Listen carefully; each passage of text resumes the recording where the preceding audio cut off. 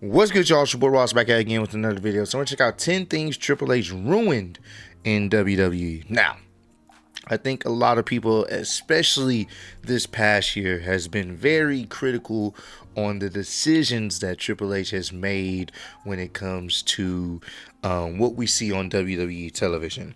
Now, granted, I do feel like there are some decisions that are obviously above his pay grade and what TKO wants. Because at the end of the day, TKO wants things to happen in a certain way from a business aspect. But I also understand that Triple H does have some say-so in how things are played out, especially on the TV side of things, the TV aspect of things. So we're going to see some of the things that Triple H has not made better this past year, for WWE. Appreciate all of love and support y'all showing on the channel. And let's see if we agree with with this list. Since Triple H took over WWE Creative, he's had some absolute triumphs as WWE's lead booker. However, recently his creative output has been a mixed bag to say the very least. From botched retirement runs to alienating the audience, join us now as Wrestlemania looks at 10 things Triple H has ruined in WWE. Be sure to subscribe and hit that notification bell for daily wrestling videos. Number 10. The theme songs. When WWE first signed a deal with Def Rebel, fans were quite rightly worried. Hiring an unknown entity to produce music was a bold move, and due to WWE making budget cuts left, right and center, fans were concerned that these themes would fall flat. Unfortunately, they were right. The theme songs produced by Def Rebel, well, with a few minor exceptions, have been utterly dreadful. They're soulless, generic, and all sound the same. Triple H has failed to realize the importance of a theme song in WWE, which is a big surprise, especially as his theme songs were such an integral part of his persona in the 90s and 2000s. Theme songs for WWE talent just isn't a focus for the game, and it's not exactly clear why. Does the game strictly want to focus on the day-to-day product rather than production elements? Well, it's possible, but when fans are actively complaining about the same issue time and time again, not to mention the talent themselves even expressing a strong dislike towards modern theme songs, maybe this is just a sign that a big change is needed. And the crazy thing is, my issue with it is the simple fact that they have the money. They do. If they wanted to really put out a very unique theme and try to make it so that the wrestler's theme matches their personality and everything they got going for themselves to make the wrestler seem bigger than life, they could do that. Hell, if they really wanted to, they can get some situations, with royalties, in different artists, but they're not going to do that because they don't want to. At the end of the day, they have the money, y'all. They just don't want to do it. It's not that high on the priority list. We know what's high on the priority list. Trying to take our money. So, they don't care. Number 9. Royal Rumble 2025. Triple H's booking at the 2025 Royal Rumble came under fire, and the YouTube dislikes were so severe that mainstream media outlets began to cover the fan disdain. For the Women's Rumble, Triple H went with Charlotte Flair, and this was seen by many as a safe bet. But the issue was that it was just kind of boring and predictable. Yeah. Triple H has been accused of playing things safe with his booking, and this was definitely the case here. When it came to the Men's Rumble, everyone expected either CM Punk or John Cena to win, but Triple H went with Jey Uso. This was an unusual move, as Jey had just wrestled for the world title 7 days prior, and now he was the #1 contender once more, despite losing convincingly in his last matchup. Whilst Jey was popular with the fans, was there even a desire from the audience to see Jey win the world title and potentially even main event WrestleMania? It also later surfaced thanks to WWE Unreal that Punk was the original pick for the winner of the match, before WWE and Triple H decided to go with Jey at the last moment. The Rumble was definitely the start of fans losing faith in the game, and this will be an ongoing trend throughout 2025. And here's the thing with that. I personally don't have a problem with Jey winning. I thought it was different. It was very different in a good way. Did it ultimately pay off? Well, you be the judge of that. Did it ultimately pay off? You decide that. But initially, I was okay with it. I didn't have a problem with Jey winning because I thought it kind of made sense. A lot of people weren't expecting it. It was a good moment. And those moments are supposed to make you. You know, those are the moments that's supposed to make you the next big star or to really take you to that next level. And ultimately, we ended up getting Jay becoming the champion. So, you know, that was a nice moment in itself. Granted, the match was, kind of lackluster in a sense. I expected a lot more from that match. The match that Gunther and Jay had on Monday Night Raw, that was much better, honestly. But ultimately, man, for me personally, I didn't have a problem with it. I know some people did, but I didn't have a problem with it. Number 8, too many titles. Now there's always a risk when you introduce a new title into WWE that it can get lost in the shuffle. Sadly, this has been the case with numerous titles, including the Speed titles, and specifically the Women's US title. Now, at least to Triple H's credit, the Women's Intercontinental title has been presented perfectly. And bruh, I was just saying that the Women's Intercontinental Championship, they're doing good with that. That's good. You can keep that. But the United States Championship, it is just a placeholder. It's a paperweight. The division is not even deep enough for them to be doing that right now. If they just let the Intercontinental Championship kind of float between both shows, that would be perfect. But right now, the women on the United States side, the Women's United States Championship side of things, it's just there's nobody there outside of Julia that we already have, and they like everyone else. You don't really care for it because they've never been presented as like legitimate contenders for anything. Or they keep losing. So how are we supposed to get invested in these ladies trying to fight for that mid-card title? And it's a staple on virtually every single WWE Premium Live event. However, it could be argued that this is due to Becky Lynch holding the title and are actively pushing for the title to be presented strongly. When it comes to the Women's US title, this is a title that has truly struggled to gain any type of momentum. No. At the time of this video, the title has not been defended on a single main roster PLE. Not a single one. This is incredibly alarming. The title is in essence a TV title. Yes. WWE have the same 3 women feuding over the title. Yes. So it's impossible to take the championship seriously. That's what I'm saying. Struggle to book the tag titles in a meaningful way. The titles are rarely defended and are in essence seen as background props for characters on the show. Yes. Number 7, going too far. Not only under set circumstances would Vince McMahon allow his talent to break kayfabe. McMahon kept this approach for decades, and this was something that kept the integrity of WWE intact. But under Triple H, elements of kayfabe are heavily scaled back, and it was presented on Raw on the Netflix premiere that WWE was strictly a show and fans were watching a scripted spectacle. Triple H would even be a driving force behind WWE Unreal, a show in which reveals the creative process behind WWE's scripted product. The launch of this show received significant criticism from classic fans as well as certain wrestlers.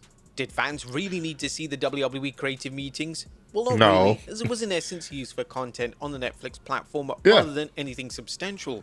Triple H would go on a mass media spree to promote the show, and he clapped back at any criticism fans had about the show, and virtually every answer he gave was condescending and out of touch. Yeah, of course, most fans are aware that WWE is a scripted medium, but reminding fans every 5 seconds that the show is scripted adds absolutely nothing to their viewing experience. And I can understand why people would say that, because I watched it, and it was cool in certain aspects, but I could also understand why a lot of that stuff we probably didn't need to see until like maybe years later. You know, it gives you insight, like them showing the board of the potential people that are supposed to win certain matches and storylines and feuds. They literally gave you an inside look into the writing room. And you had never seen that before. Yes, you know there's a writing team. Yes, you know they talk about what's going to happen. But you didn't know, like, it's different between knowing it and seeing it. And I'm most likely they're probably going to do a season 2. Me personally, I'm one of those people, I like the production side. Knowing how they do some of the production side, I think that's cool. I think showing more of that would be cool. But seeing Drew and CM Punk standing next to each other when we know they had this real personal feud that you've seen on TV, you know they're working professionals, but still to see that and them going over spots, it does kind of take you out of it. It's just like, I know they don't really hate each other, but they're doing it so good and making it seem like they hate each other. Like, I think there was a situation where Kevin Owens, you know, after the match he had with Cody Rhodes, I think it was at the Royal Rumble too, if I'm not mistaken. Could have been at the Royal Rumble. Great. I think it was a ladder match. Fantastic match. After the match, Kevin Owens busted open and bloody, and he's talking to Cody. Just, hey, man, just making sure you good, which I understand they're friends and stuff. But to see that after they just had a very personal, intense feud and to see them kind of, it kind of throws you out of it. So I can understand people having those sentiments. Number 6, pointless returns. One of the first things Triple H did when he took over was bring back numerous names that were fired under Vince McMahon. Yep. Most of these names were stars that Triple H was close with in NXT, and he evidently felt that they didn't get a fair shot in the company. A number of years after this agenda to bring back talent, only a handful of names remained that were initially brought back.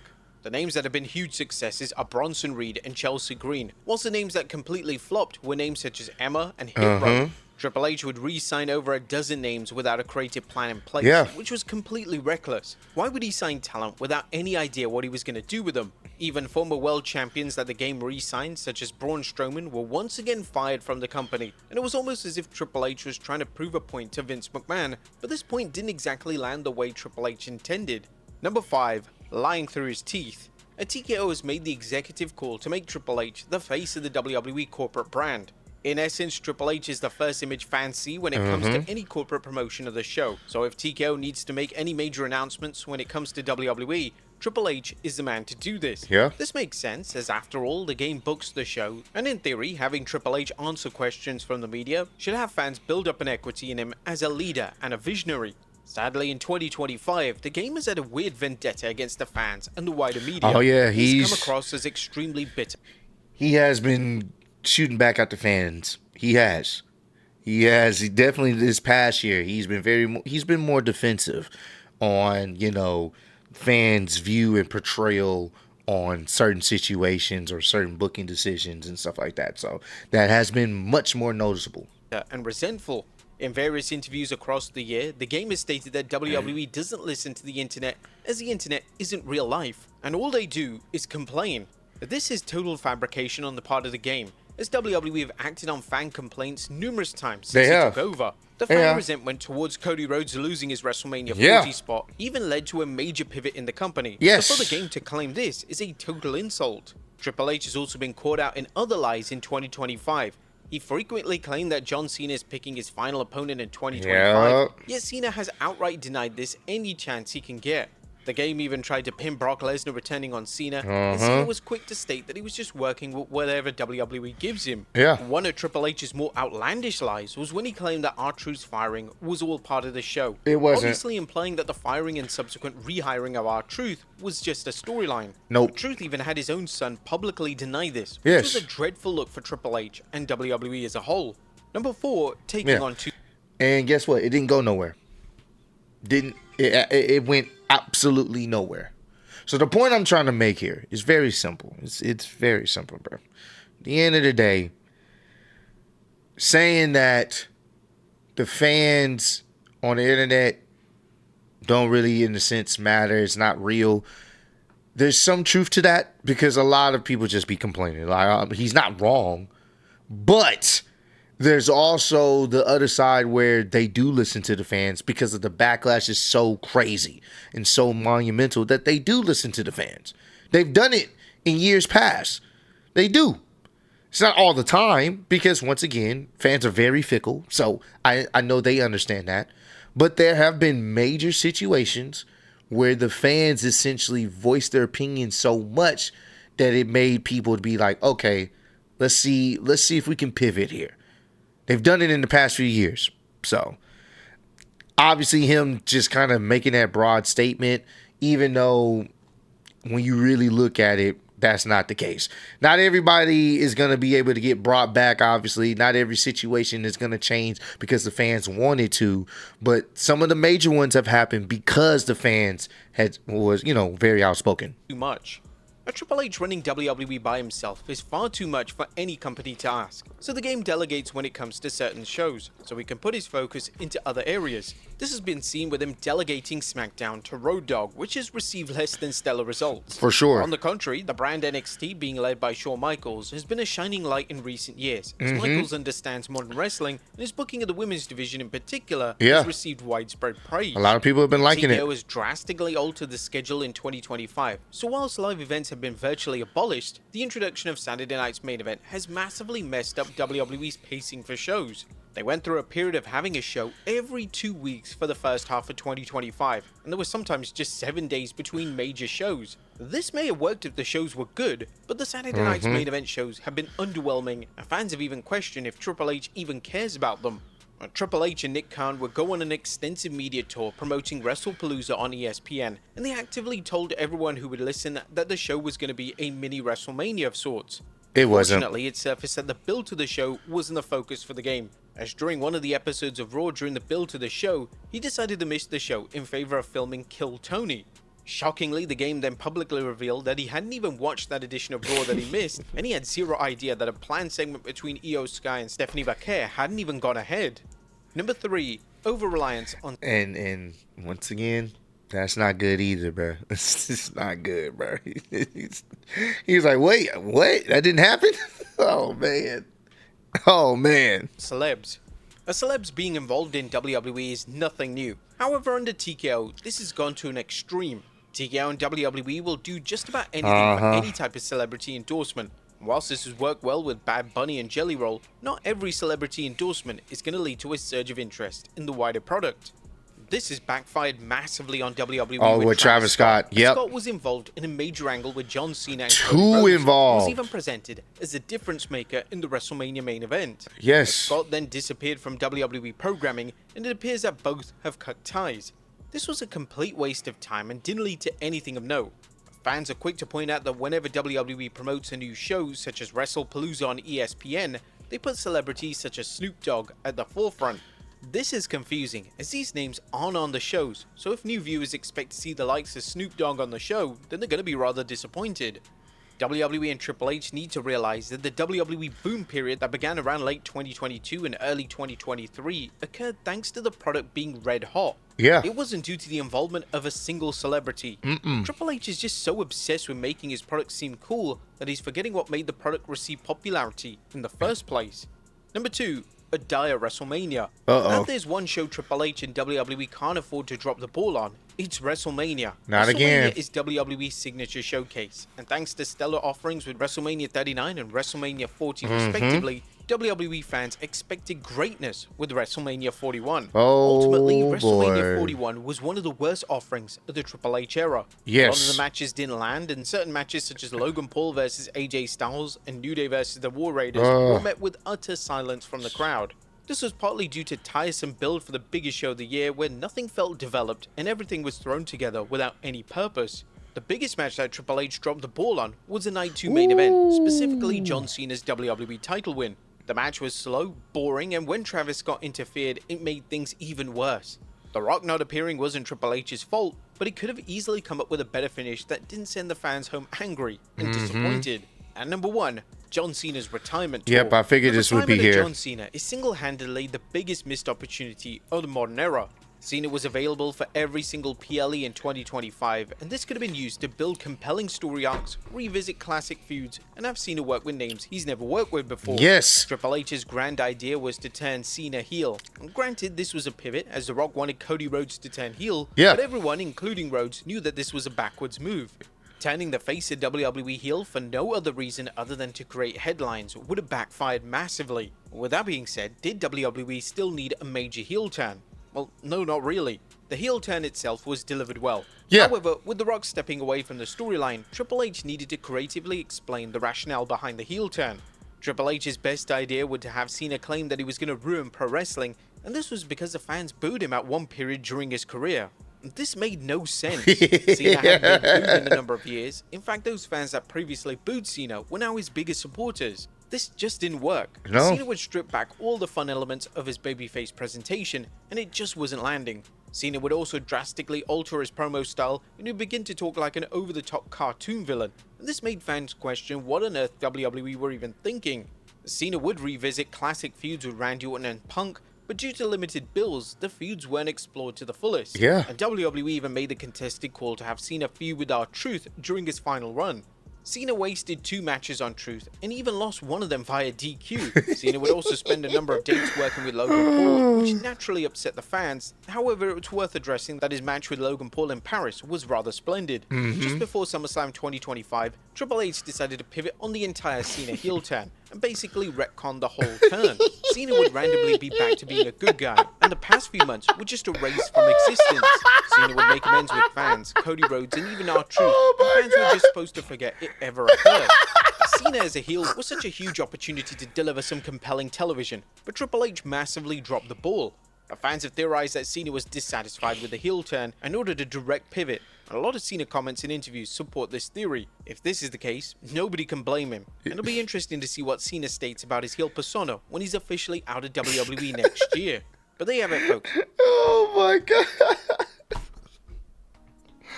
And I don't know if this was filmed after. Well, I'm guessing it may have been filmed after WrestlePalooza, but he forgot to add that he had this man get fucking beat the hell up by Brock Lesnar and essentially squashed. Yep. Triple H definitely has to take some blame on this. The Rock takes some blame on how all this initially started, but Triple H, bless me. Triple H definitely has to take some blame on this because this was just, it was not good, bro. The execution of the heel turn, flawless, perfect.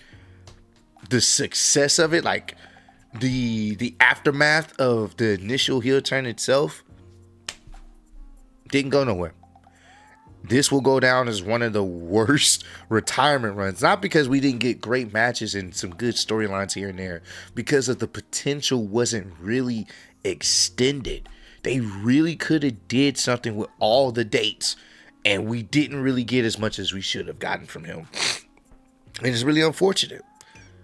Some good matches, great promos, as we expected. But I feel like a lot of us was really hoping we get some fresh first times ever matches, some, obviously retreading some of these feuds. Like this AJ Styles and Cena match, that should have been happened already. It should not just be happening now because John Cena requested it on fucking Twitter. That should have been happened. So, I don't know, man. Hopefully, Triple H can turn things around for the remainder of 2025, going into 2026, into the Royal Rumble. I believe is going to be in Saudi next year, and then WrestleMania back in Las Vegas. Hopefully, it's better. We can only hope. So, comment down below. Let me know some other wrestling-related videos y'all want me to check out. I definitely will. I appreciate all the love, support. Road to 150K. Appreciate y'all kicking it with me. Wait, I can't say 150K no more. Road to 200K. And I see y'all on the next one, man. Peace.